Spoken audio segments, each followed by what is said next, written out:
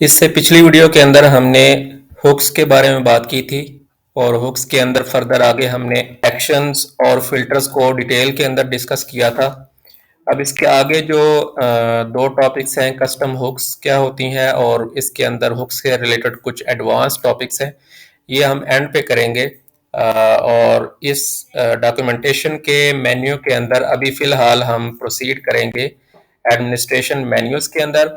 और इसके अंदर पिछली वीडियोस के अंदर हमने टॉप लेवल मेन्यू डिफाइन करना सीख लिया था और अब हम सीखेंगे कि सब मेन्यू जो है वो हम किस तरह से डिफाइन कर सकते हैं। तो अगर हम इस डॉक्यूमेंटेशन के पेज पे आए जो सब मेन्यू से रिलेटेड है, तो यहाँ पे इसने मेंशन किया हुआ है to add a new sub menu to WordPress administration use the add underscore sub menu underscore page function.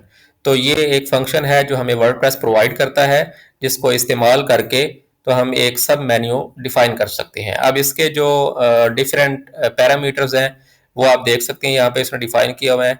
सबसे पहले एक हमारे पास है पेरेंट स्लग, ये वो आपका पेरेंट मेन्यू होगा, उसकी स्लग होगी जिसका सब मेन्यू आप डिफाइन करना चाह रहे हैं, ठीक है। और फिर दूसरा पैरामीटर है वो आपका आएगा पेज टाइटल का, और फिर तीसरा पैरामीटर आएगा मेन्यू टाइटल का, मेन्यू का जो नेम होगा वो आएगा। और पेज टाइटल वो होता है जो ब्राउजर की टैब के अंदर शो होता है आपको। और फिर आएगी आपकी कैपेबिलिटी कि इस मेन्यू आइटम को आपने किस स्पेसिफिक यूजर लेवल को शो करना है। हर यूजर लेवल की डिफरेंट कैपेबिलिटीज होती हैं, तो जो कैपेबिलिटी आप यहाँ पे डिफाइन करेंगे उसके यूजर रोल को ये वाला मेन्यू आइटम डिफाइन होगा।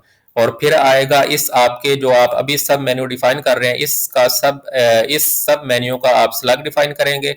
और फिर लास्ट पे आप वो कॉलेबल फंक्शन आएगा आपका, जिसके थ्रू आप अपना उस सब मेन्यू का कंटेंट डिफाइन करेंगे, ठीक है। तो ये इसके पैरामीटर्स थे। अब हम एक एग्जांपल लेते हैं और एग्जांपल के थ्रू हम एक सब मेन्यू क्रिएट करते हैं। तो सबसे पहले हमें वो कॉल बैक फंक्शन जो है वो क्रिएट करना होता है। तो हम सबसे पहले इसका एक कॉल बैक फंक्शन डिफाइन कर लेते हैं। तो अभी अगर हम अपने कोड के अंदर आए, तो ये वाला कोड आपको याद होगा कि ये हमने फिल्टर एक लगाया था टाइटल पे, तो इसकी अभी हमें ज़रूरत नहीं है, इसको हम रिमूव कर देते हैं, कंट्रोल एस। और अभी ये जो सब मेन्यू का कोड है, अब चूंकि ये सब मेन्यू एडमिन के अंदर डिफाइन होता है, ठीक है, तो इसको भी हम एडमिन डैश कोर वाली फाइल के अंदर ही इस कोड को भी ऐड करेंगे। तो जहां पे हमने टॉप लेवल मेन्यू डिफाइन किया था उसका कोड हमारे पास ये यहाँ पे डिफाइंड है। तो सबसे पहले हमने कॉल बैक फंक्शन बनाना है जो कि हमारी फंक्शनैलिटी डिफाइन करेगा सब मेन्यू पेज के लिए। तो फंक्शन का नेम रखने से पहले हम इसके स्टार्ट में अपनी जो प्लगइन की प्रीफिक्स है वो ऐड करेंगे। ये मस्ट आपने यूज़ करनी है, ये बेस्ट प्रैक्टिस है जो वर्डप्रेस रिकमेंड करता है। और उसके बाद आपका एक्चुअल नेम जो है वो स्टार्ट होगा। तो लेट्स से हम इसको कहते हैं ऐड सब मेन्यू पेज कंटेंट। तो इस फंक्शन के थ्रू बेसिकली हम अपना वो कंटेंट डिफाइन करेंगे जो तब शो होगा जब हम उस सब मेन्यू के बटन को क्लिक करेंगे। तो लेट्स से अभी यहाँ पे हम टेस्टिंग कर रहे हैं, तो हम कुछ भी इसके अंदर डेमी डमी कंटेंट ऐड कर देते हैं, कुछ पैराग्राफ वगैरह या कुछ हेडिंग वगैरह ऐड कर देते हैं। लेट्स से हम यहाँ पे हेडिंग ऐड करते हैं, एक H2 लेवल की हेडिंग ऐड करते हैं, इसको हम क्लोज कर देते हैं। अब देखें हमने यहाँ यहाँ पे हमने PHP कोड को क्लोज किया क्योंकि आगे हमने HTML कंटेंट को स्टार्ट करना था। और फिर जहाँ पे हमारा HTML का कंटेंट एंड होगा वहां से हम दोबारा PHP ब्लॉक को स्टार्ट कर रहे हैं, क्योंकि नीचे हमारा आगे जो कोड है वो PHP का कोड है। तो यहाँ पे हम कुछ भी लिख देते हैं, let's say this is our sub menu page, ठीक है। और इसके नीचे हम कुछ पैराग्राफ ऐड कर देते हैं, लेट्स से टेस्टिंग सब मेन्यू फंक्शनैलिटी, कंट्रोल एस।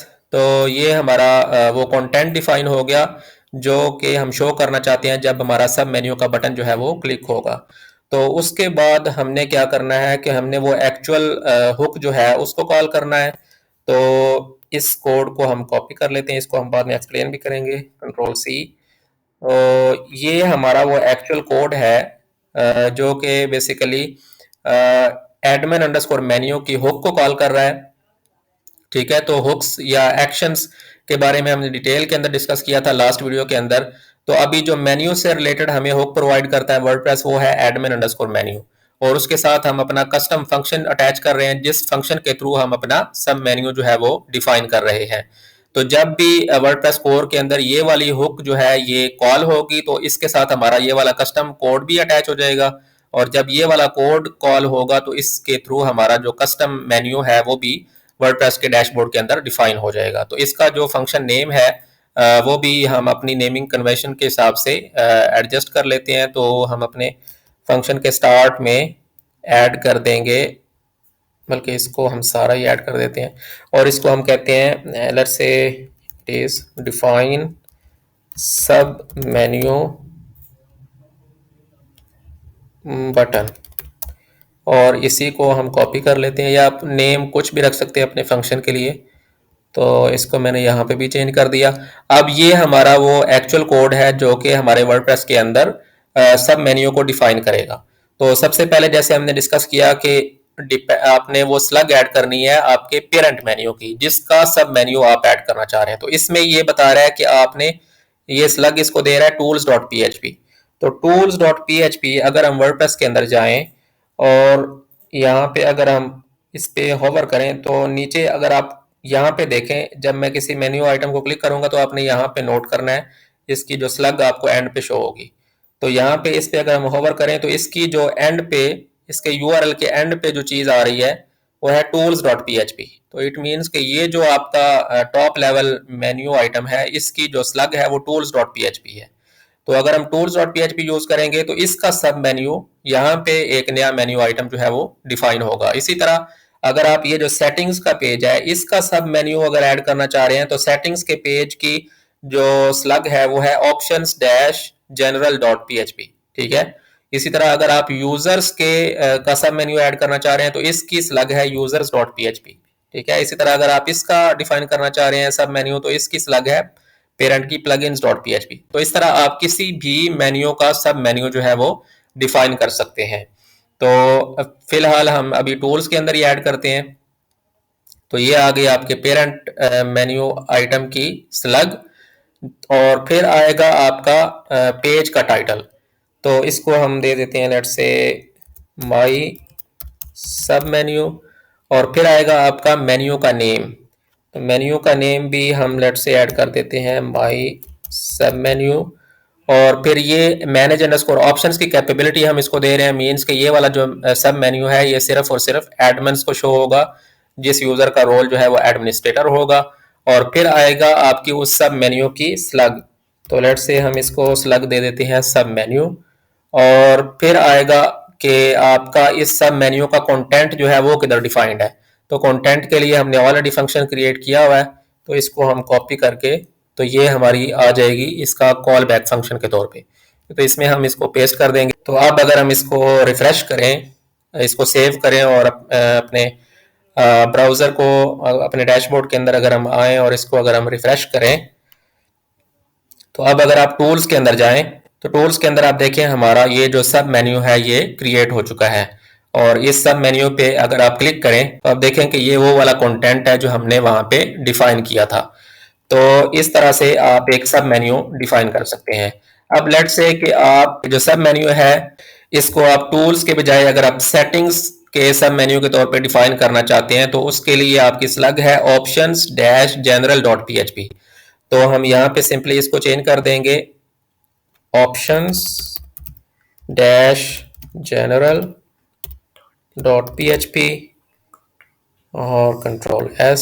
और अब अगर हम इसको रिफ्रेश करें टूल्स को, तो अभी अगर आप आए सेटिंग्स पे होवर करें तो आप देखें अब जो हमारा सब मेन्यू है ये सेटिंग्स के मेन्यू के सब मेन्यू के तौर पे शो हो रहा है।